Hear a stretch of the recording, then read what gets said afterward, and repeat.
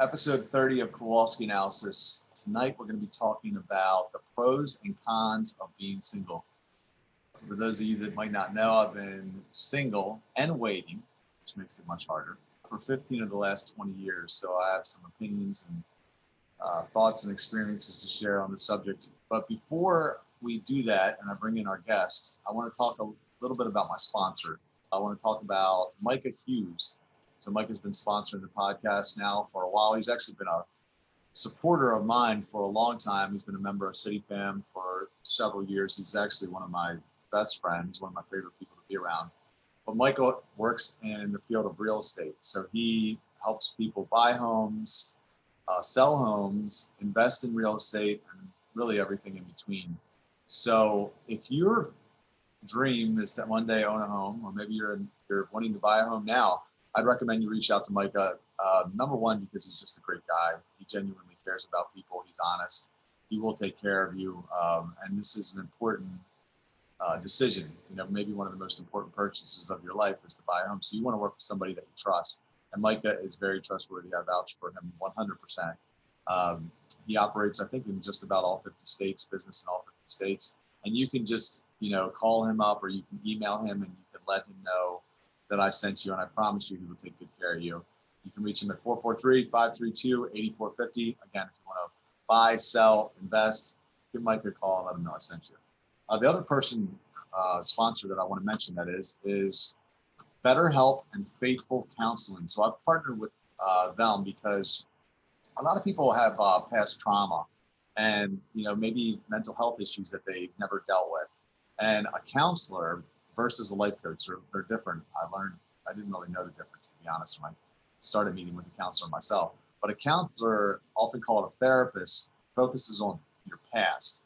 A life coach focuses on the future. But what a counselor does is they kind of help you change self-destructive habits.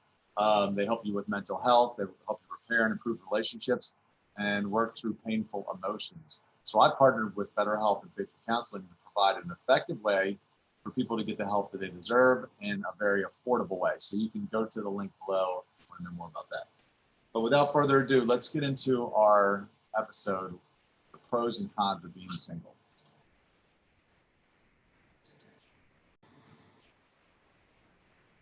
All right, welcome everyone to episode 30 of Kowalski Analysis. Today we have on U.S. Marine veteran, life and relationship coach, and Instagram sensation, also known as husband in the making, Rich Williams. Welcome to Kowalski Analysis, Rich. Hey, what's up, Rob? How you doing? Good, man. Thanks for coming on. No problem, man. You invited me. I had to get on, man. Yeah, so Rich and I have been friends now. Let me adjust my camera here. For, I guess it's been about close to 6 months, maybe about that. Right? Since May, I think, yeah. So 6 months, maybe even a little bit longer. So we met down in Texas when I was quarantining down there.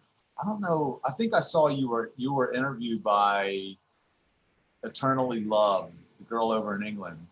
Yeah, Jessica. Yeah, she interviewed me, and then I realized she interviewed you, and then I reached out, and I was like, "Whoa, hold on a second! You're only like 45 minutes away from me right now." Yeah, that was wild. So we actually got to hang out, and now Rich moved from Texas to New York. You're in Brooklyn, right? Yeah, I'm in Brooklyn right now. Where were you raised at? Were you raised in Texas? No, I actually was raised in Virginia. So I ended up in Texas just for something new. Just was trying to do something new, see if I liked it. Houston was like my second favorite city. And I knew Houston had a good cost of living and stuff like that. So I said, let me try Houston. But then I really still wanted to try New York City. So I say, well, no, if I because moved, the cost of living. My last time, huh? I know you didn't go there because of the cost of living. Because the cost of living is not cheap in New York. No, I didn't go to New York City for the cost of living. It's my dream city. So Houston is like the perfect, it doesn't cost too much to live there. There's a lot of people there as well. I love people. We were just talking about that before, but New York City is on a whole nother level. So I say, you know what? Forget the worry. I'm just going to go out there during the midst of pandemic, and it's worked out. So that's awesome. I've always I've always wanted to live in New York for like a year. I thought it would be just to experience it, because when you're in New York, you really feel like you are in the center of the universe.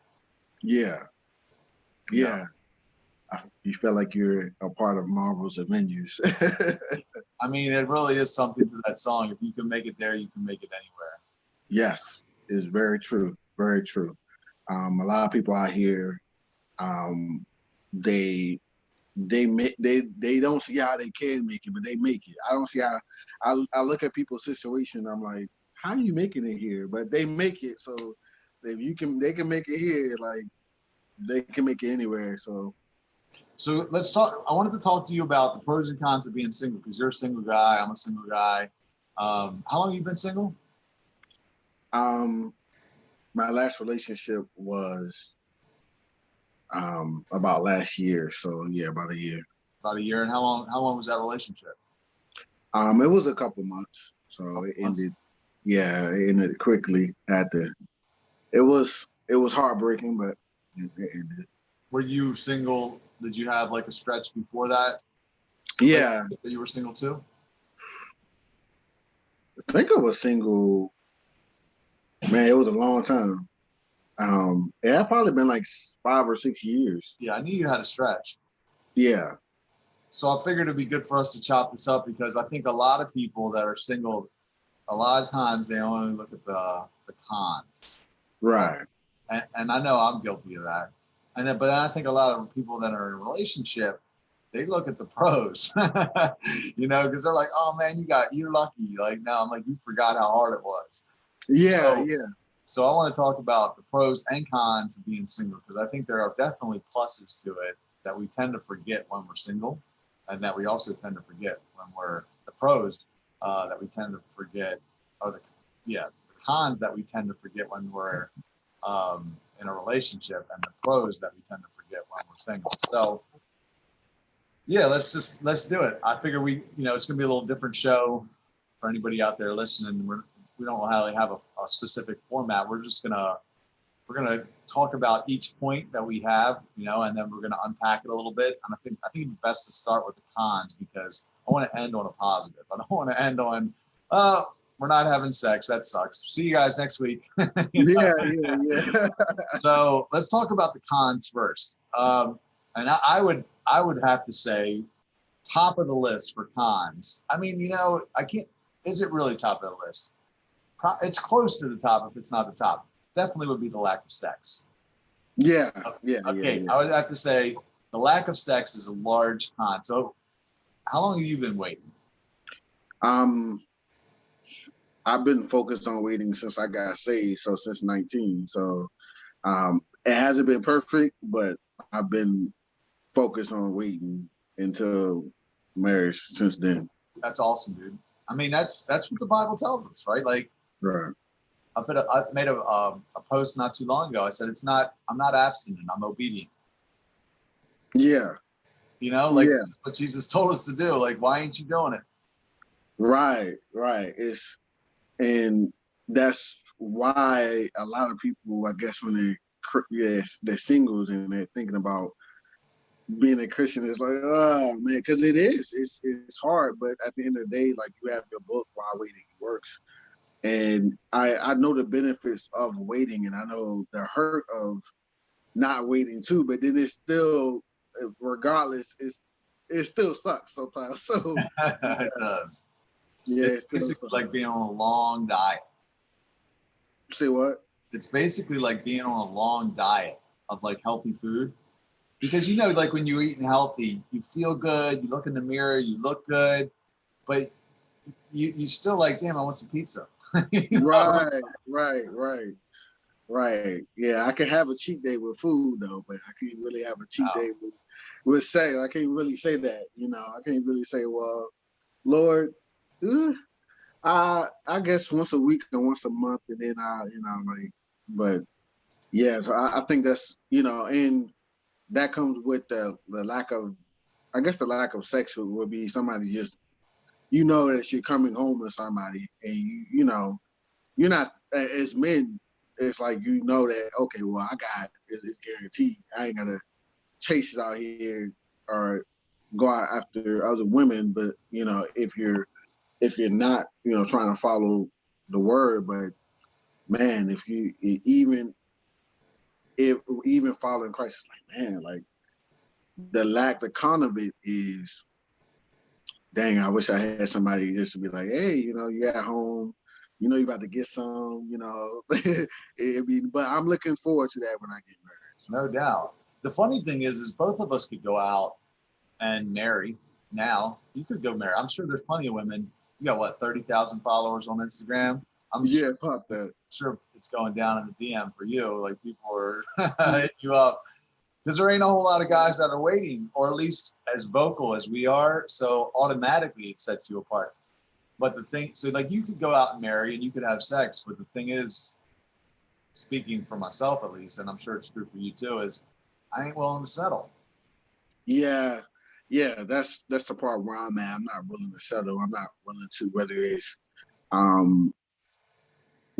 where I'm at right now with life, or with my relationship with Christ, or the attractiveness factor, which I guess people try to guilt me into that. Like, I don't want to settle because I know at the end of the day it's going to be, especially with with Christ and all three of those, like where I'm at, focus on, just growing my business and, with Christ and the attractiveness factor. I know all three are needed, and if I'm lacking any of those in my relationship with a woman, then it's not going to be fulfilling to me. It just feels kind of like I just settled, and then and inevitably you probably meet somebody. It's like, man, like she's single, and like if I wasn't single, like we probably be talking, and so I don't want to run into that situation. Never.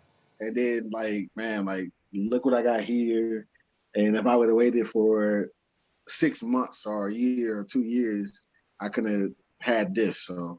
Yep. Dude, I think Andy Stanley says saying your best yes. Like that, and that's really what it's about. It's not about the whole waiting thing works because you are waiting to say your best yes. Yeah. Not your first yes, maybe not your 10th yes, might not even be your 100th yes, but whatever your best yes is, to the point where you say, this is my best. I'm not going to do any better than her. She is the best. I'm willing to go all in on that. That might come right away. It might take you, 20 years or whatever. But the fact of the matter is never having to feel like you settled. Yeah. Yeah. I don't think a woman ever wants to feel like, or any man, in fact, wants to feel like, oh, like she settled for me or he settled for me, Yeah. Okay. So that's waiting or lack of sex. Number one, con. I'm just gonna throw it out there. I think it's number one. What do you think? If there is do you have a different number one? What would you say is the number one con? Or is there something that's close to that? Something close to that is, the opposite is when you talk about it in your book, the lack, you don't have a lot of heartbreak when you say, I'm waiting, or at least I'm putting that effort out there to wait. You don't have a lot of heartbreak. I know sex for me is, I know ladies think this is foreign, and there are plenty of men who will say this. It's intimate for me. The sex drive that I do have, I can't unattach that with the emotion that I would have for that woman. So the good thing is that I haven't slept with thousands, hundreds of women, and now sex doesn't mean anything to me. It's just sex. When I get married, I know it's going to be sacred to me. I know I'm going to be like, yeah, I'm going to be all up in my wife everywhere. I don't know how best to say it, but I hope she's ready, because I'm going to be like, look. And I think I think that'll make my marriage stronger with that. It's like, look, I waited, and you're, like you said, this is my number one choice. This is my best choice as well. So I'm not going to hold in. So that's a pro for me, knowing that I'm guarding my heart, and I'm not just laying up with any woman. Or yeah, we're in a relationship and she doesn't want to get married right now. So ladies, guys go through it too. Yeah, it's been 2 years. She just wants to focus on school. She's not where she wants to be at, and we're having sex, but I'm compromising, and then you guys break up, and it's like, man, that hurts. I don't want to be in that situation, because I know the heart is a fragile thing. You got to guard and protect it. So. Yeah. Okay. So that's good. Pro number, or at least one of the top pros would be the fact that you're going to appreciate your wife more because you've had a season of not being in a relationship. I was actually talking to a guy that's going to be on my podcast. His name is Dave Asprey. He talked about delayed gratification and how, like even with fasting, I don't know if you fasted, I'm sure. Yeah, I fasted. So, when you fast, when you don't eat for a while and then you eat, how good that food tastes. Yeah. Dude, you were like, oh man, it's so good, right? If you deny yourself for a little while and then you give, there's really something to be said for that. I know for me, when I was out in the world and I was having sex and just walling out, I was numb, dude. I was so numb. I couldn't achieve that high, I didn't appreciate things. It just took so much to get me to just a normal state of happiness versus regaining that sensitivity, which is what I think both of us have done by going through this period of being single, where you're when you get into the relationship, you're going to value it more because you knew what it was like to not have it. Yeah. I think people, like you said, I think people take that for granted. When you're in a relationship, it's like people look at it and oh, the grass is greener. Or on the other side, I'd rather be single. But us single guys are, when I hear a married man, and I coach some people, and I'm like, you're dealing with that? That's what you're dealing with?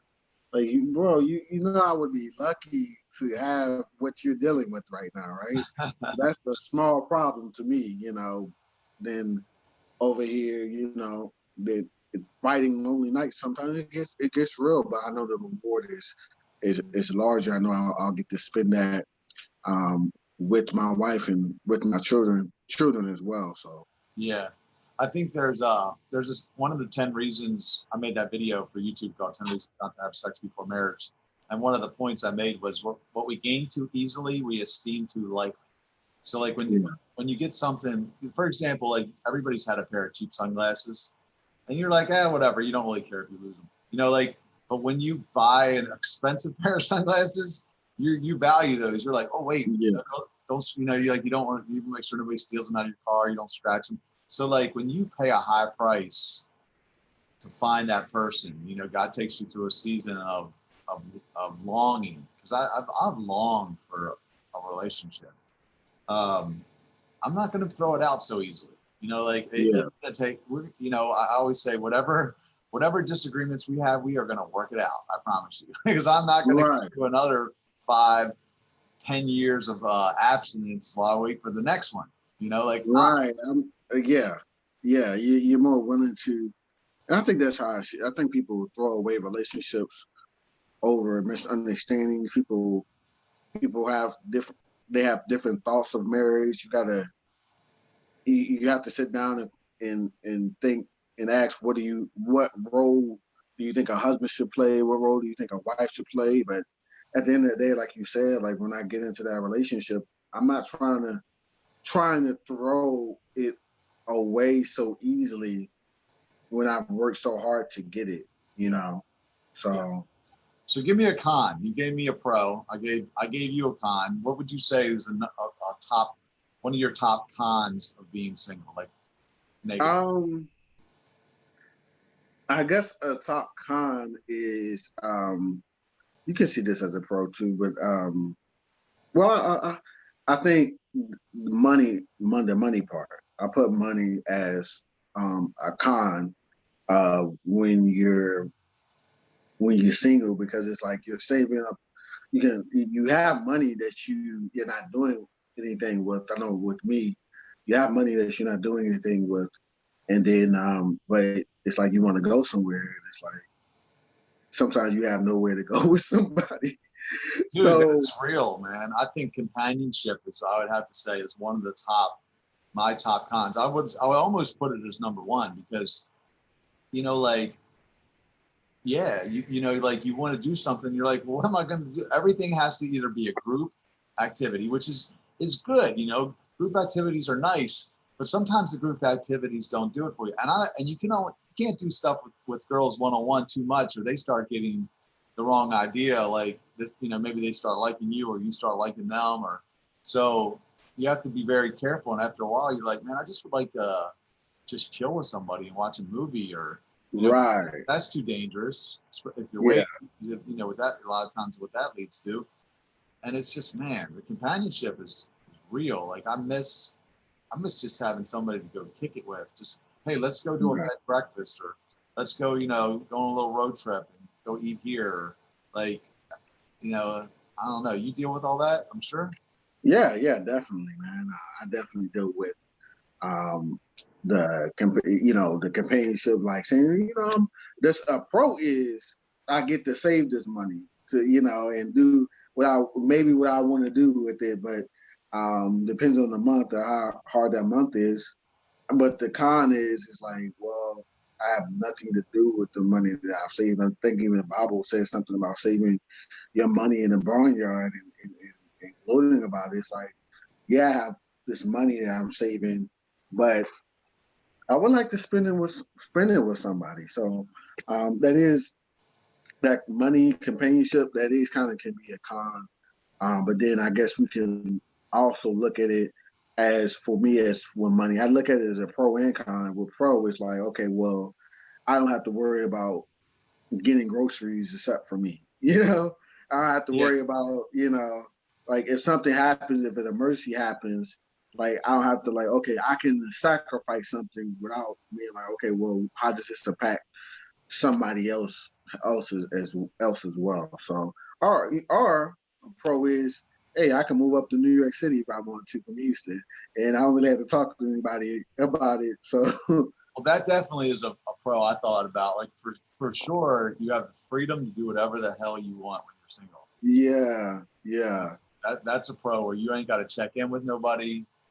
You ain't got to call nobody and tell them what time you're going to be home. Nobody's nagging you to take the trash out or whatever. You do whatever the heck you want. So I would say the freedom to do whatever you want is definitely a pretty good pro. Yeah. So I put that because it's like it could be a pro and it can be a con as well. So yeah, the money thing, I think they always say couples have more money, like because you're splitting the cost, that the cost of living and whatever else. But I know after I got out of long relationships, man, I can live cheap and I could just stack money. Like when I was single, I didn't need to go. I wasn't eating out a whole lot, or if I did, it wasn't like nothing expensive, and I was able to save a lot of money when I was single. But I do think that if you have the right partner and you're focused on achieving something together, you're a unit, you can have more. Because if you're both earning, or even if you're just earning, like my goal is when I get into a relationship, is I want my wife to be hands-on with everything that I'm doing. I want her, because I want that helpmate. I want that person to be there.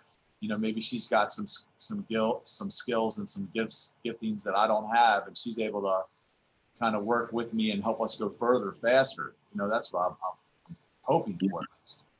Yeah, I'm looking forward to that too. So you said exclusivity. Talk about that one. I mean, you as a single, you can be like, look, I want to be alone right now. I don't want to talk to anybody today. And that's fine. You don't have to answer nobody about it.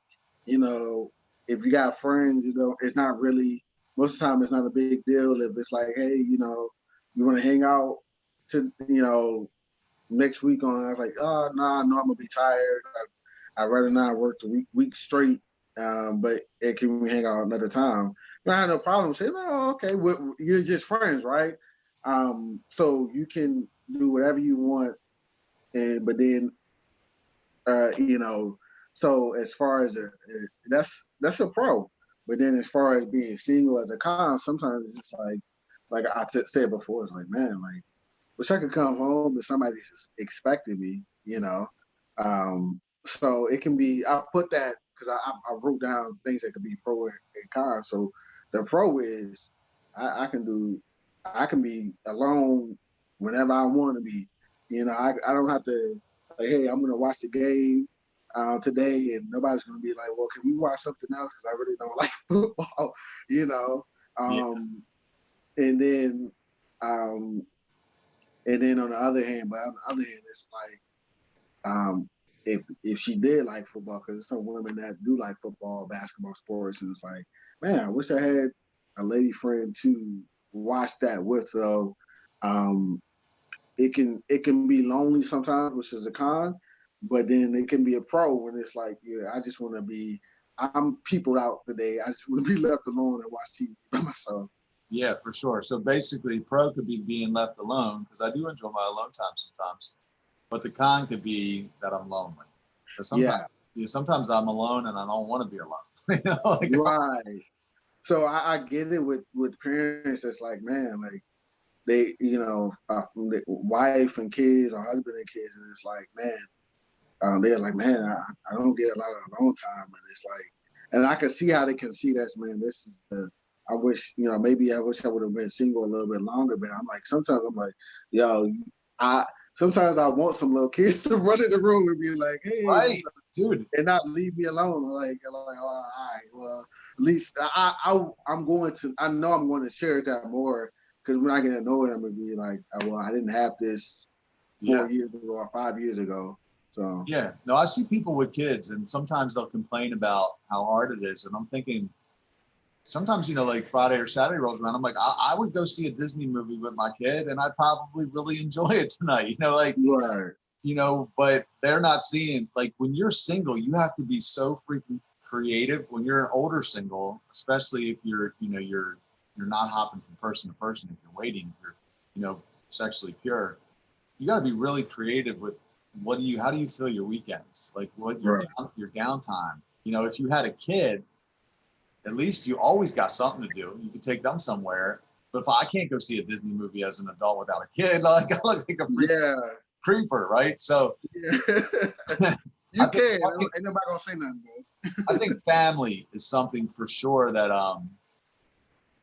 for me, like, I look at this long season of singleness that I've been through, and I think that not having a family is a con, because now I'm grateful that I'm not a single parent, because I would not want that. Yes. But I also look at people with kids and I'm like, man, I would like to have it. I would, like to have experienced that. And maybe I still will. I mean, I'm not too old to have kids, but I think when you're single, maybe if you never had kids, that is a con. I'd say Yeah. one of the highest Yeah. lists. And I love kids. I'm looking forward to that. So it's not going to be too late. The Lord. He looked like he was going to come back in 2020. I don't know. He got one more. He got less than a month now, but Well, maybe I still will get to experience that. But like I said, it's good that you get alone sometimes and you cherish it, because I know some parents that would be like, man, like you better enjoy that time because you're not going to get a lot of it when you're married and when you have kids. Because the time you spend with your kids, with your wife, then you're gonna be like, I have to spend my time between them, and you might not have a lot of free time, but so it's kind of hard to be like, look, I'm just gonna watch a movie by myself. You don't get that, like you don't even as a parent, you don't even get to use the bathroom by yourself sometimes. It's right. like they don't get it, so they don't know the sense of privacy with kids. So yeah. Yeah. So, okay, you mentioned emotions. Yeah. So that Yeah. would be are you saying that's a con? It can be a pro and a con. With emotions, and we talk about healing a lot. When you're single, you can definitely focus on healing. You don't have to you don't have to. It's not a lot of little arguments sometimes that come out of nowhere. You know, you're not going to get that. You know, so you're good. You can, but then the con is you can get kind of like I think we said it before. You can get in your emotions. You can get lonely. You can get tempted, just like Simpson with Delilah. You know, in his emotions and like you know what, I just want to be with somebody right now. I don't want to be alone. You know what Chris Rock said? He said, better to be single and lonely than with the wrong person and unhappy.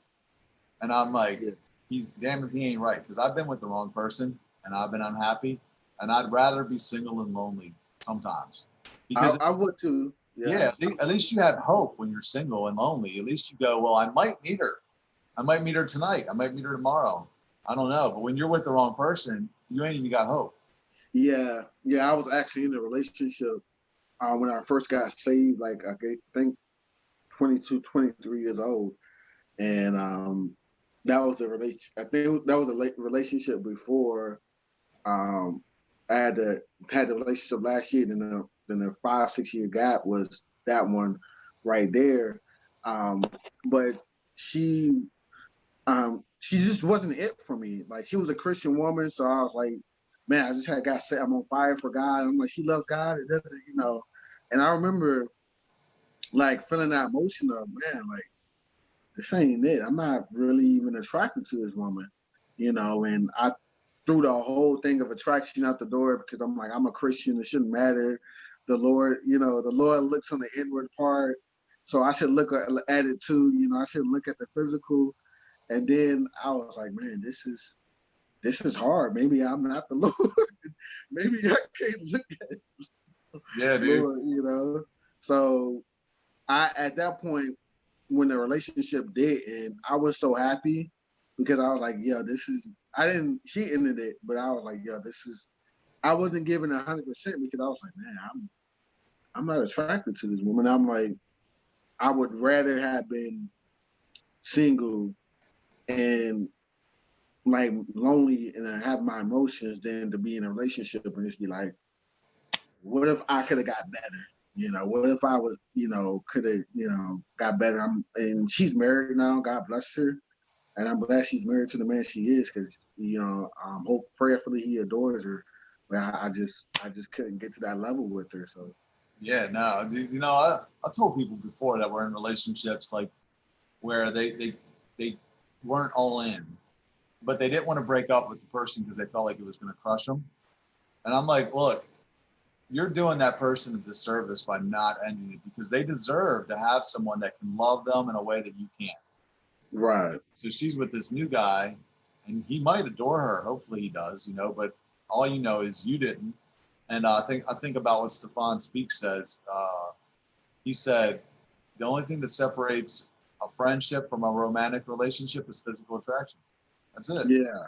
You know, so if you ain't got that, don't try to convince yourself. You know, your head can't tell your heart how to feel. Either you feel it or you don't. So, no, I'm not saying disregard your head either because you might feel very physically attracted to somebody that's completely bad for you. Like, right. Like true part too. But you got to have both, though. For sure, you got to have both. So, what are you working on up there in New York? Are you coaching still? So you're taking on clients? Yeah, I'm taking on clients. I actually I want to teach people biblical ways of dating, bring people back to the scriptures as far as marriage, things like that. So, you know, that's what I'm focused on right now. I'm kind of in between of choosing to be a fitness coach and going back to school for computer coding, using my GI Bill. So I'm thinking about that. So,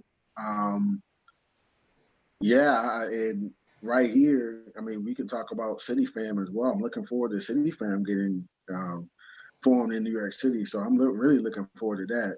Dude, I can't wait. Give me a reason to jump on the train. Right now, Amtrak train tickets are $29 from Baltimore to New York. So I'm ready, dude. I'm ready. Yeah, see, that's crazy. Is that cheap, bro? I'd rather do that than take my car if it's that cheap. Yeah. And New York City, you don't really need a car here. No, that's awesome. So listen, anybody out there, if you're watching or listening and you're in the New York area, drop Rich a DM, or you can drop me a DM. His Instagram is Husband in the Making, or you could just send me a DM or email me, Rob@CityFam, and we'll connect you. I know we've had some people reach out from New York. We have several people up there. It's just a matter of, really connecting y'all and getting it all down. Yeah, it's real. New York it's real strict here. Yeah. They closed down indoor again. They recently had the elementary school, not elementary school, in the whole high school, middle school, and elementary school. They took the kids back out of school. They put them back in on Monday.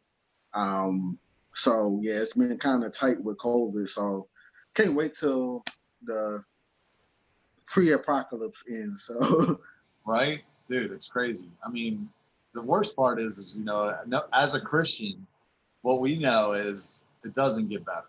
The word says it's the beginning of birth pains, so that means it's going to get worse, right, and more frequent, and worse and frequent, and then until it ends. So it's like, damn, what's next? Because you have COVID, then you had all the racial injustice. I'm like, what's the next thing that's coming? It's like Freddy Krueger's gonna pop out or something. Like Jason's gonna jump out from behind a tree. Like, I don't know what's around the corner.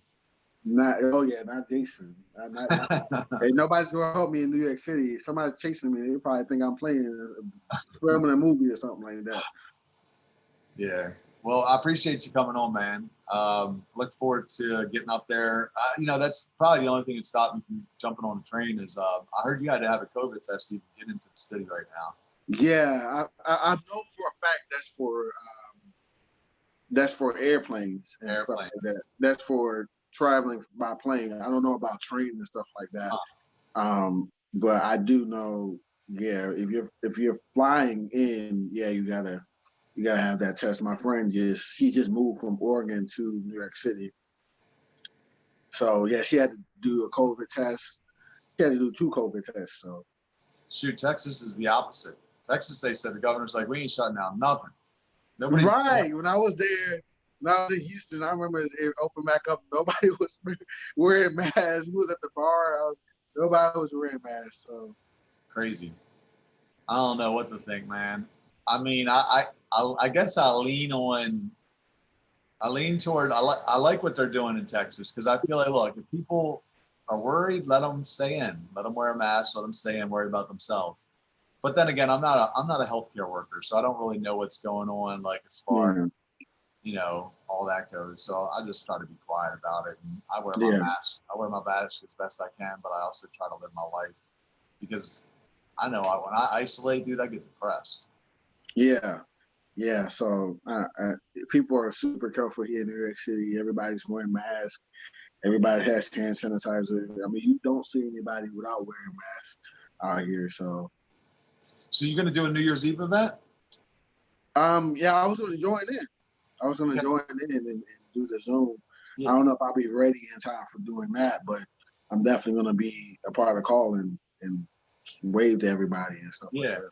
Well, if anybody's in New York City, what we're doing with CityFam is we're encouraging people to do small house gatherings, and then we're gonna have everybody connected via a live stream on Zoom. So, literally it could be as little as 3 people up to maybe 20. So if anybody's in New York and you don't have plans for New Year's Eve and you're looking for something to do, connect with me or Rich, and maybe we can include you in that. So yeah. Well, cool, man. I appreciate you coming on, Rich. I'm sure we'll see each other soon. Yeah, I appreciate it, man. I want to get on back on soon, man. Let me know. Okay, we'll do. I'll talk to you later. All right. Peace. That was awesome. I love talking with Rich. So if you're out there and you're single and you're dealing with some of the cons that we mentioned on tonight's episode, reach out to CityFam. Not that CityFam is exclusively a singles group, but there are a lot of singles in the group. People that are connected with each other, and really just having community makes the process so much more enjoyable, so much more tolerable, so much more possible to wait for that right person and not date out of loneliness. So you can go to cityfam.com if you want to learn more about us. You can reach out to me at rob@cityfam.com if you want to be connected with other like-minded people in your area, or maybe you're interested in starting a chapter. If we don't have one already in your area, you can bring it to wherever you live. But we have a conference in January next month, 2021. It's called Seize the Day.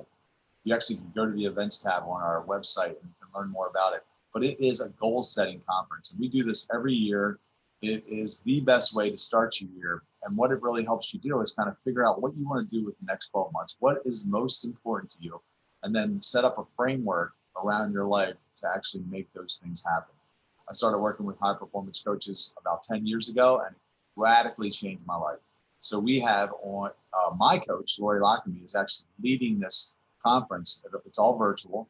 And, it's going to be life-changing. You're going to be doing some deep work with CityFam members from all over the world. And what's great about it is, when you're doing it together, it's a lot easier. I don't even want to do this work. I've done all this work several times, but when you're together and you're kind of doing breakout sessions where you're, knowing that you're going to come back in 45 minutes and you're going to get any questions answered, or you're going to hear what other people came up with. It's going to also spark ideas, but it's just better to do as a group. So we do this every year. Like I said, this is the first year that it's going to be entirely virtual because of COVID, but that's also dropped the price down to just $149. So if you want to register, we recommend you getting in now, because the price may go up as it gets closer depending on the demand. But you can also become a contributing member of CityFam. If you don't know what that is, you can find out more about our membership levels on our website, and you actually get the conference for free when you're a Legend member.